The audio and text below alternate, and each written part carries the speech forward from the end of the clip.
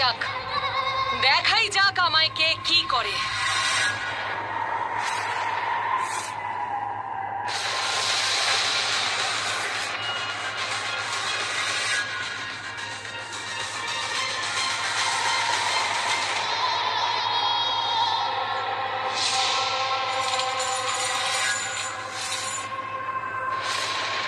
কুকুরের গলায় এভাবেই শিকল পরাতে হয়। এবার দেখি তোমাদের কে বাঁচায়।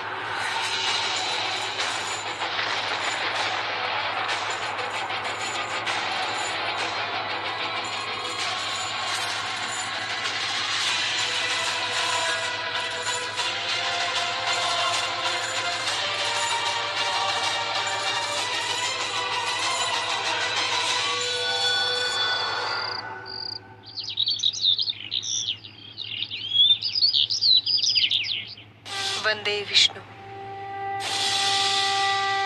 वंदे विष्णु, वंदे विष्णु, वंदे विष्णु, वंदे विष्णु, वंदे विष्णु।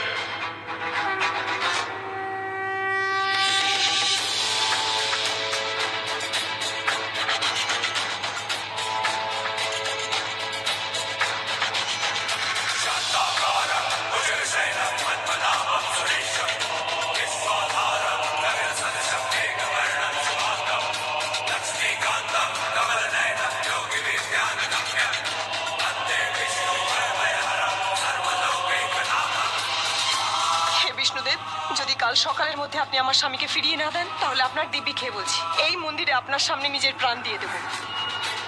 আপনি একটা নয়, 3টে মৃত্যুর জন্য দায়ী থাকবেন।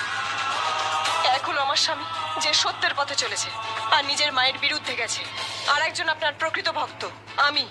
আর একজন হলো আমার গর্ভে থাকা আমাদের সন্তান, যে বিজয়গড়ের ভবিষ্যৎ। এই 3জন মারা গেলে তার দায়ী থাকবেন কিন্তু আপনি। যদি এই পাপ থেকে মুক্তি পেতে চান, তাহলে আমার স্বামীর প্রাণ ফিরিয়ে দিন। দিতেই হবে আপনাকে।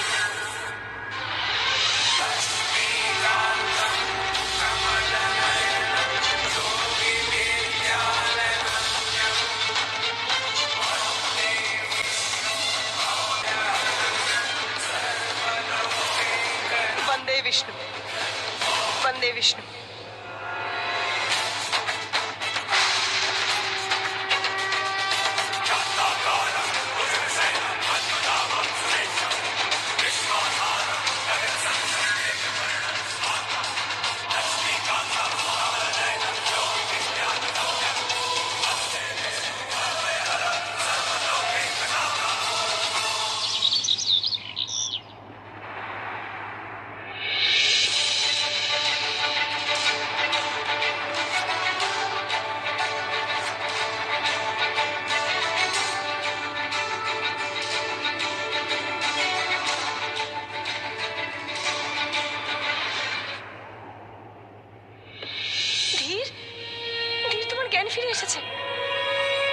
বিষ্ণুদেব আমার প্রার্থনা শুনেছেন। আমার স্বামী ফিরে এসেছে। আমি জানতাম ধীর, তোমার কিচ্ছু হবে না। তুমি আবার আমার কাছে ফিরে আসবে। যে ভালোবাসা প্রকৃতির দান, সেটা একটা লক্ষ্যের জন্য তৈরি হয়েছে। তা কখনো মরতে পারে না, কোনোদিনও না। তুমি এখন সুস্থ হয়ে গেছো তো, দেখো সব ঠিক হয়ে যাবে। না না ধীর, না না, ওঠো না, বিশ্রাম করো। তোমার বিশ্রামের দরকার। যতক্ষণ না সুস্থ হয়ে উঠছো এখানেই থাকবে, এই মন্দিরে। আমি মন্দিরের বাইরে জাদু কবচ তৈরি করে দিয়েছি। এই মন্দিরকে কেউ দেখতে পাবে না, কেউ তোমার কাছে পৌঁছতে পারবে না। তুমি যতক্ষণ না সুস্থ হচ্ছ আমরা এখানেই থাকবো। তুমি এখান থেকে কোথাও যাবে না। মেঘ আর উমাং, ওরা জানি না কোথায় আছে, জানি না গ্রামের লোকেরাও কি অবস্থায় আছে। কাল রাত থেকে আমি তোমার কাছেই আছি, তাই আমি কিচ্ছু জানি না। কিন্তু তুমি চিন্তা করো না, আমি এক্ষুনি বাইরে গিয়ে খোঁজ নিচ্ছি যে ওরা কোথায় আছে। আমি যাবো তোমার সঙ্গে।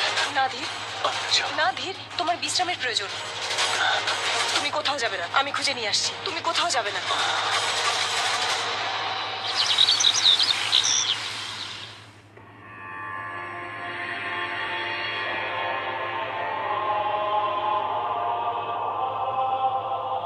অর্ধেক প্রহর ধরে আপনি এই জড়িবুটি ধোঁয়া ওড়াচ্ছেন এখানে, কিন্তু আমার ছেলের এখনো জ্ঞান ফিরল না।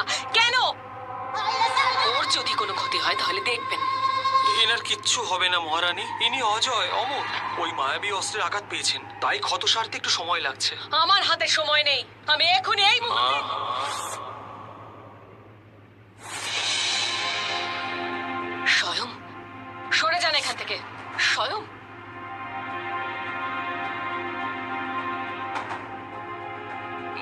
আমি আসলে ছেলে যখন তার মায়ের দিকে তাকিয়ে চোখ নামিয়ে নেয় তখন বুঝতে হবে যে ছেলে খুব বড় একটা ভুল করেছে। এত বড় ভুলটা করলি তুই। মা! চুপ! তোর জন্য চন্দ্রকান্তা আবার আমার হাতের মুঠোয় এসে বেরিয়ে গেল, শুধু তোর জন্য।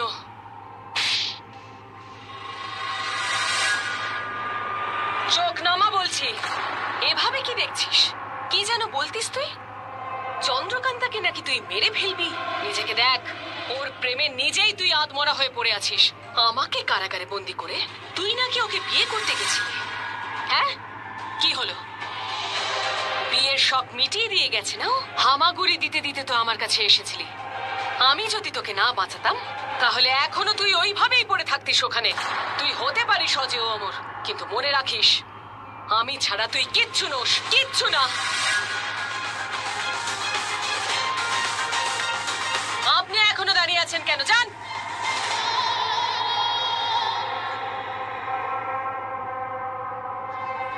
আমাকে ক্ষমা করে দাও তুমি। স্বয়ং চন্দ্রকান্তা আমাদের দুজনের থেকে শক্তিশালী নয়, এটা তুই বোঝার চেষ্টা কর। স্বয়ং ও আমাদের দুজনকে সবসময় হারিয়ে দেয়, কারণ ও বুদ্ধি দিয়ে লড়াই করে, আমাদের দুজনের মধ্যে দূরত্ব সৃষ্টি করে। দেখ স্বয়ং, ওকে যদি আমাদের হারাতে হয় আমাদের একসাথে লড়তে হবে। এবার আমি তোমাকে কখনো ছাড়বো না মা।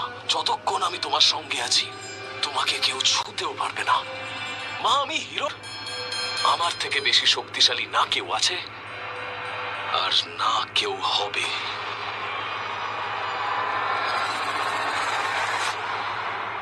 কলসি, কলসি চাই কারোর? কলসি।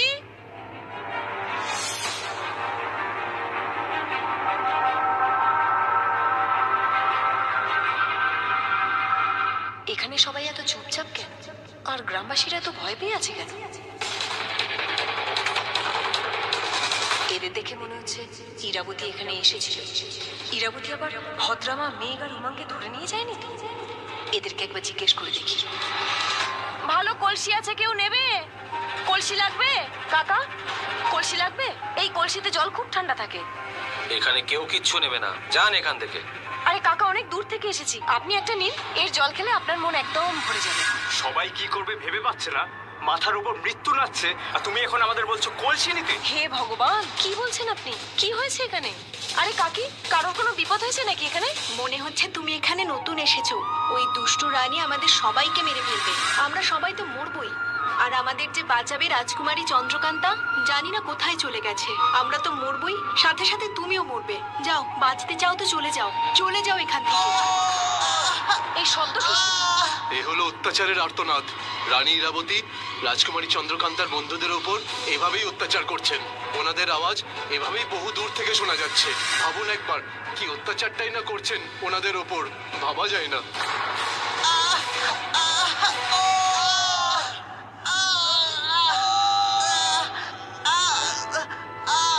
এটা তো মেঘ আর উমাঙ্গের গলা।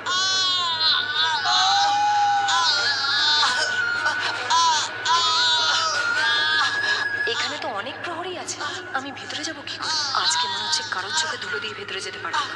তাহলে কি করে যাব?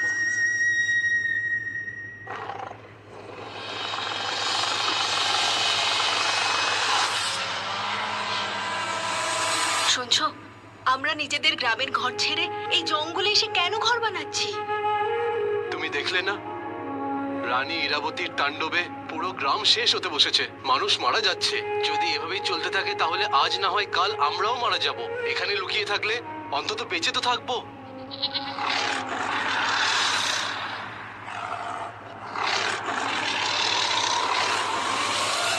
বাবা, আমরা কতদিন জঙ্গলে এভাবে লুকিয়ে থাকবো? যতদিন না গ্রাম বিপদমুক্ত হচ্ছে ততদিন আমাদের এখানেই থাকতে হবে।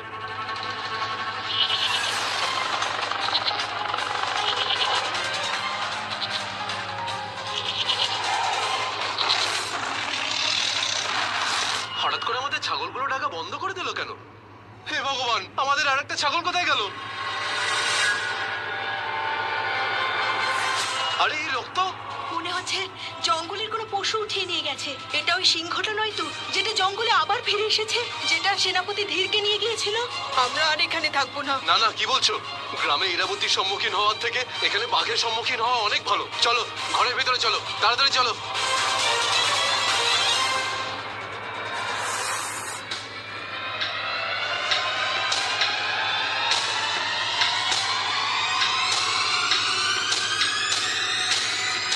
একজন মোটা, একজন পাতলা, উপরে দড়ি, নিচে জ্বলন্ত কয়লা। তোমাদের মনে আছে মা একটা কথা বলতো, আগুন লাগিয়ে দেব, লাগিয়ে দিল। তোমরা এখানে কাল রাত থেকে ঝুলে আছো না? মানে এক ঝটকায় যদি দড়ি ছিঁড়ে যায় তাহলে নিচে পড়ে যাবে। কিন্তু কিন্তু তোমাদের দুজনের ওই বন্ধু, সেই বন্ধুকে দেখতে পাচ্ছি না কোথাও। সেই বন্ধু চন্দ্রকান্তা আসেনিও, ও এখানে এলো না তোমাদের বাঁচাতে। কি আর বলবো, এই চন্দ্রকান্তার মনটা বড্ড কঠিন। এখনো সময় আছে, বলো ওই দুজন বিশ্বাসঘাতক কোথায়? যদি সত্যি কথা বলো তাহলে আগুনে পুড়ে মরার হাত থেকে বাঁচতে পারো। তোমাদের যা খুশি তাই করো, আমরা তোমাদের কিচ্ছু বলবো না। যতক্ষণ না আগুন স্পর্শ করছে ততক্ষণ সবাই এভাবেই নানান সুরে কথা বলে যায়। একবার আগুন স্পর্শ করলে তখন বুঝতে পারবে। স্বয়ং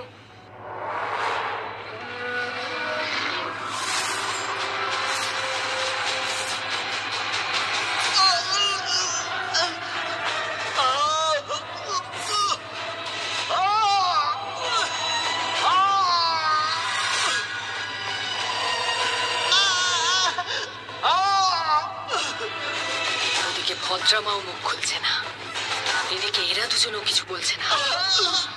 এরা সব কটাই চন্দ্রকান্তাকে সাহায্য করছে। মরে যাবে তবু মুখ খুলবে না। ব্যাস স্বয়ং, এটা তো শুধু একটা নমুনা মাত্র, আসল শাস্তি তো এখনো বাকি আছে। বলো, না হলে এমন শাস্তি পাবে যা ভাবতেও পারছো না।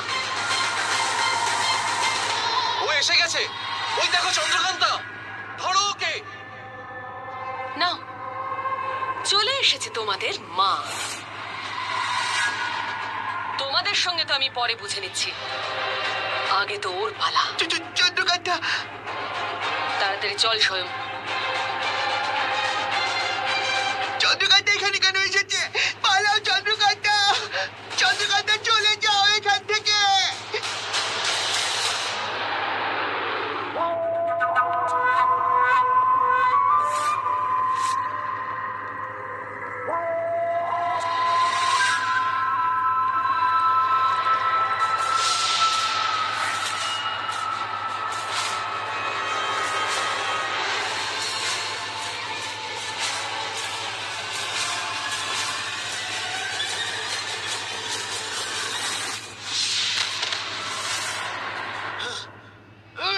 চন্দ্রকান্তা আবার কোথায় চলে গেল? কোথায় চলে গেল? ও আসলে চন্দ্রকান্তাই ছিল তো, নাকি ওর প্রতিমূর্তি? স্বয়ং তাড়াতাড়ি ওঠ, চল কারাগারে। আমার মনে হয় চন্দ্রকান্তা আবার আমাদের সঙ্গে ছলনা করেছে। ও আবার ওখানে পৌঁছে যায়নি তো ওর ওই দুজন বন্ধুকে বাঁচানোর জন্য?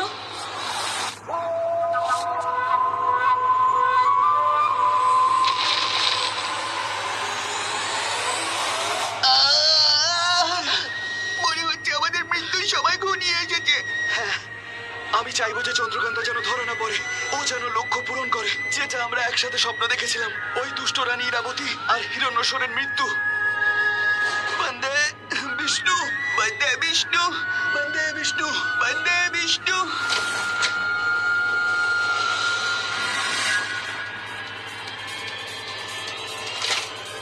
চন্দ্রকান্তা, তুমি তুমি এখানে কেন এসেছো? ওরা তো তোমাকেই খুঁজছে, আমাদের কষ্ট দিয়ে বলছে তুমি কোথায় আছো, এখানে কেন এসেছো তুমি?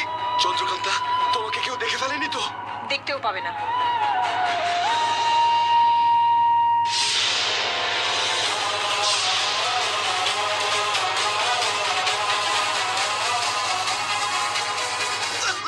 চন্দ্রকান্তা, ধীর, ইরাবতী বলছিল যে ওকে বাঘে। ধীর ঠিক আছে।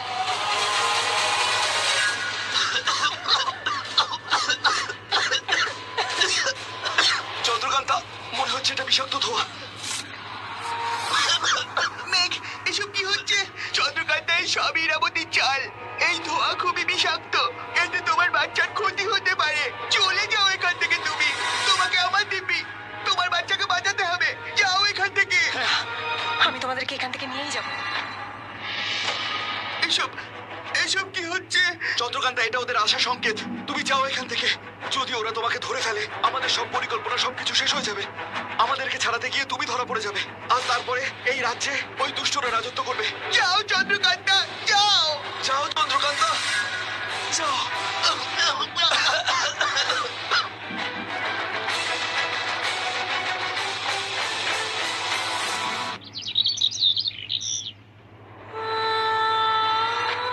চন্দ্রকান্তা, কি হয়েছে তোমার? জল।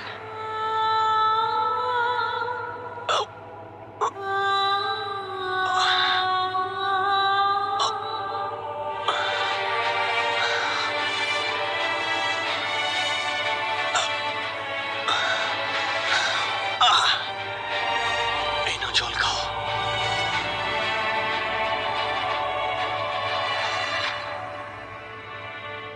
তুমি সুস্থ হওনি এখনো? আমি ঠিক আছি। এটা ভগবান বিষ্ণুর পবিত্র জল, এতে আঘাত তাড়াতাড়ি সেরে যাবে। কি হয়েছে এখানে? কি হয়েছে? ওকে লাথি মেরেছে? না বোকা, ওর শরীর এখনো পুরোপুরি তৈরি হয়নি, তাহলে লাথি মারবে কি করে? এখনো সময় আছে। আচ্ছা, আমার খুব খারাপ লাগছে। বদমাইশটা লাথি মারেনি তাই? না, আমি আমার স্ত্রী আর সন্তানকে রক্ষা করতে পারছি না। আজকে বলেছো, আর কখনো বলো না। তুমি আমাদের সাথে আছো, তুমি তো আমাদের শক্তি। আমরা দুজনে মিলে আমাদের দুজনের আর আমাদের সন্তানের খেয়াল রাখবো।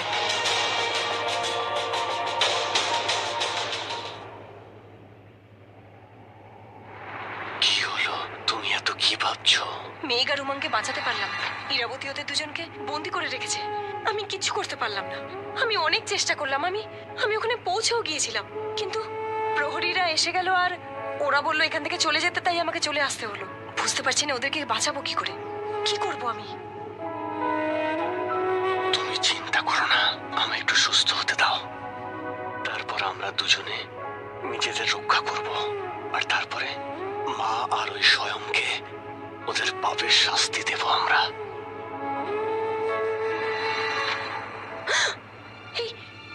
এই কাঁটাটা ফুটলো কি করে? এখানেই হয়তো কোথাও পড়েছিল এটা। তুমি বাইরে গিয়েছিলে নাকি? না তো। এমনি এমনি কি করে ফুটলো? জানি না চন্দ্রকান্তা, বুঝতে পারছি না কি করে ফুটেছে। কি করে কাঁটা ফুটলো তুমি জানতে পারলে না? ধীর, কিচ্ছু বুঝতে পারছি না। কিভাবে কি করব? ওই হিরণাসুর অজেয় অমর, ওকে মেরে ফেলা তো অসম্ভব। ওই হলো আসলে ইরাবতীর শক্তি। যতক্ষণ না ওকে মেরে ফেলছি ততক্ষণ ইরাবতী মরবে না, ওকে মারা অসম্ভব। আমি তোমাকে বললাম তো, তুমি চিন্তা করো না, আমরা দুজন মিলে ঠিক কোনো উপায় বের করব।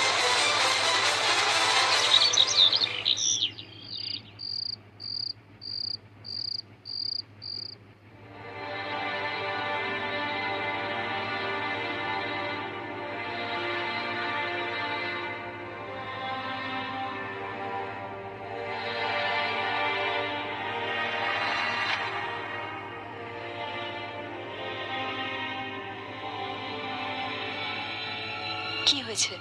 ঘুম আসছে না? চন্দ্রকান্তা, যদি কোনো শত্রু এটা ভেদ করে ভেতরে চলে আসে তো? আমি খেয়াল রাখছি, তুমি ঘুমো। ভালো করে ঘুমোলে তুমি তাড়াতাড়ি সুস্থ হয়ে যাবে।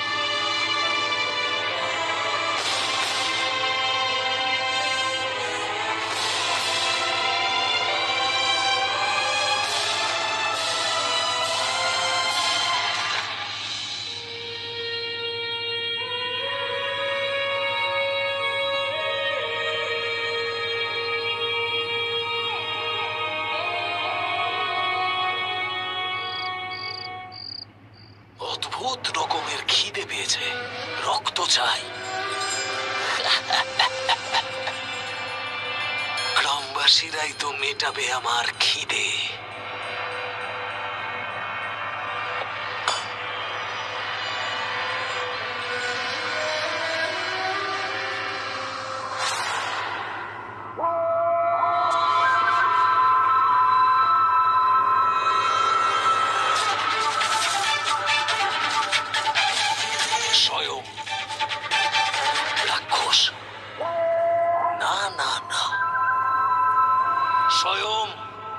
অজেয় অমর হিরণ্যাসুর, যার ভয়ে শুধু গ্রামবাসীরাই নয়, গ্রামের প্রত্যেকটা গলিও কাঁপে। অজেয় অমর হিরণ্যাসুর, স্বয়ং